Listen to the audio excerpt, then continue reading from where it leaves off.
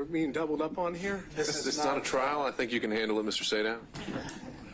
And this is, I'm just going to be on one specific point, not duplicate the argument made before.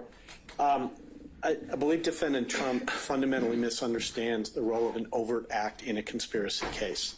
As we've discussed many times previously, this is a RICO conspiracy case.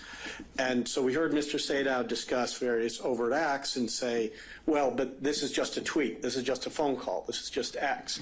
The unspoken underlying and incorrect premise then is that every overt act must be a crime.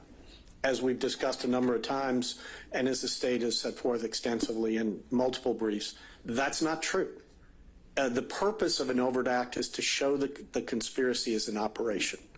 It is not a separate crime. It doesn't have to satisfy the elements. It doesn't have to be pled with that level of detail, as Your Honor acknowledged in an order I think that's all of 2 weeks old. And so to say we can't mention this particular act or this particular conduct because it's not a crime or it's protected by the First Amendment, the answer to that is actually, so what? Because it could be legal conduct, it could be First Amendment protected conduct. That also shows there's a conspiracy in operation. And that's, as long as it serves that purpose, it's fine. And so overt acts should not be examined by a standard that has no application to them. They are not separate freestanding offenses. And there is federal case law that, if need be, we can cite it to you, that has said an overt act can involve First Amendment activity. Its purpose is not to be something that is separately charged here, separately subject to a separate sentence. Its purpose is to show that there is a conspiracy and it's an operation. Georgia RICO requires one overt act by any one defendant.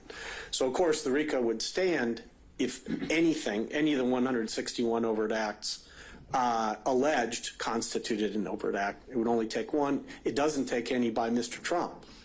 But the point is, we have an abundance of them by Mr. Trump, and for purposes of the RICO statute and the manner in which it functions, it doesn't matter whether that's First Amendment conduct or not. I mean, my colleague has fully explained why much of this conduct is not shielded under any circumstance by the First Amendment, and I don't mean to contradict that in any respect. But it's important not to lose sight of the function the overt act plays, the role it plays in a conspiracy case here, because it is not the role being suggested by Defendant Trump.